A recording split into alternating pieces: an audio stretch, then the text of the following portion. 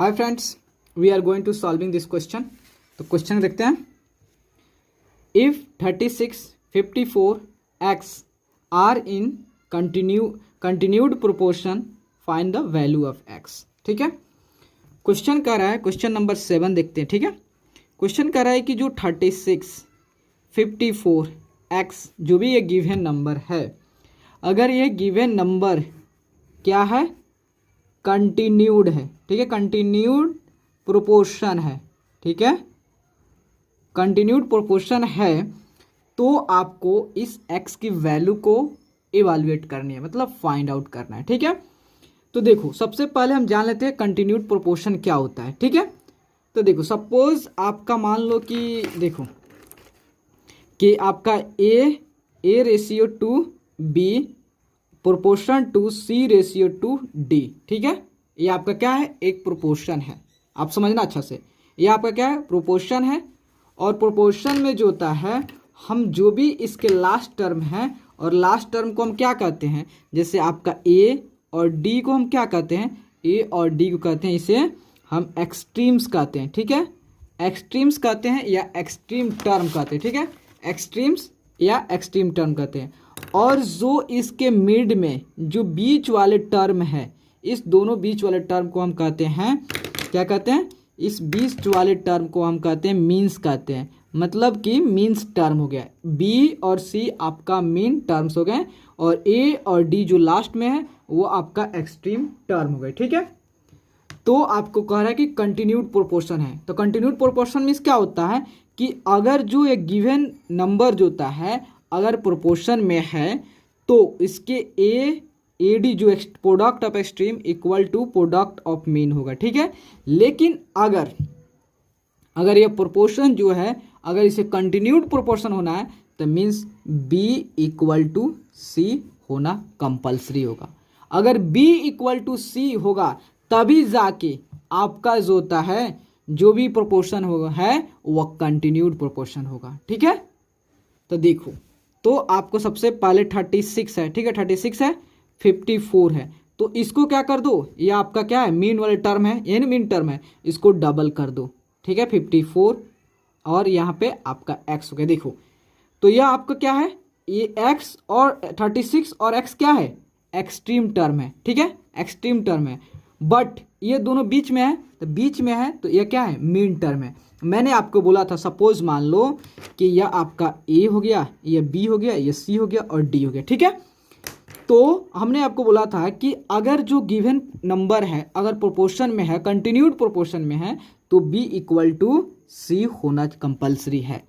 तो देखो b भी 54 है, c भी 54 है, तो मतलब जो गिवन नंबर है अब प्रोपोर्शन में हो गया। जैसे ही प्रोपोर्शन में हुआ अब x के वैल्यू को इवैल्यूएट कर सकते हो। ठीक है, तो देखो आप इसे लिख सकते हो proportion 36 ratio 54 proportion to 54 ratio x। ठीक है, तो देखो अब x की वैल्यू को फाइंड आउट करने का फॉर्मूला क्या होता है, आप जानते हो कि प्रोपोर्शन की फॉर्मूला क्या होता है, कंडीशन क्या होता है कि अगर कौन से जो गिवन नंबर है कब प्रोपोर्शन में होगा, अगर product of extremes equal to product of mean होगा, तो इसके हेल्प से आप x की वैल्यू को इवैल्यूएट कर लोगे। ठीक है, तो देखो क्या, product of extremes equal to product of means कहो या मीन्स टर्म कहो। ठीक है, तो देखो तो आपका प्रोडक्ट ऑफ एक्सट्रीम क्या हुआ, तो इसमें देखो प्रोडक्ट लास्ट वाला टर्म ए और डी, तो मतलब ए डी इक्वल टू जो होता है, ए डी इक्वल टू जो होता है बी सी, बीच वाला। ठीक है, बी सी, तो ए क्या है आपका 36 है। ठीक है, ए जो आपका 36 है और लास्ट में यह है, ये भी शुरू और लास्ट वाला 36, और आपका डी क्या है, एक्स है। ठीक है, इक्वल टू जो होता है बी क्या है 54 है, सी क्या है 54 है, both are 54 into 54, then x equal to 54, sorry यहाँ 54 इंटू 54 बाई 36 हो गया। ठीक है, तो देखो तो आपका क्या होगा, तो देखो यहाँ पे जो होता है, तो जब आपका जो होता है या 18 से काटोगे 18 दूना 36, 18 तियाँ 54, और 2 से जब इसे काटोगे तो आपका 27 से कैंसिल हो गया। मीन्स जो है x इक्वल टू कितना आया, तो 7 तरीका 21 और 3 6 2 8, मतलब x इक्वल टू 81 आया। मतलब जो अब आपका गिवन जो कंटिन्यूड प्रोपोर्शन आएगा वो कितना आएगा, जो आएगा आपका 36:54 प्रोपोर्शनल टू 54 रेशियो कितना है 81। यही आपका गिवन जो अब न्यू जो प्रोपोर्शन आएगा कंटिन्यूड प्रोपोर्शन, जिसकी जो मीन टर्म जो है इक्वल होते हैं, उसे हम कंटिन्यूड प्रोपोर्शन कहते हैं। ठीक है, 8 नंबर क्वेश्चन देख लेते हैं। ठीक है, 8 नंबर जो है, देखो 8 नंबर जो है वह कह रहा है 8 नंबर कि if 27 36 x are in continued proportion find the value of x। Same question. ठीक है, तो देखो, तो आपको सबसे पहले क्या लिखना है कि product of extremes equal to product of means. तो प्रोडक्ट ऑफ एक्सट्रीम आपने क्या लिखा था AD और मीन क्या था BC था। ठीक है, तो यहाँ देखो आपका सबसे पहले 27 36 और x ये आपका गिवन नंबर है, इसको प्रोपोर्शन आपको बोला है कि कंटिन्यूड प्रोपोर्शन है। तो कंटिन्यूड प्रोपोर्शन मतलब जो है कि इसकी जो मीन टर्म है वह क्या है, सेम है।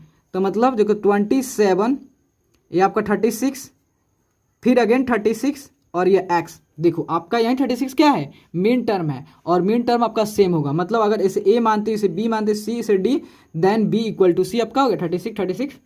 अगर इसे प्रोपोर्शन लिखते हो तो देखो क्या होगा, प्रोपोर्शन एज ए प्रोपोर्शन बनाते कंटिन्यूड प्रोपोर्शन लिखते हो तो 27:36 प्रोपोर्शन टू 36:x, मतलब जो आपका जो क्या है ये मीन टर्म जो है ये क्या इक्वल है।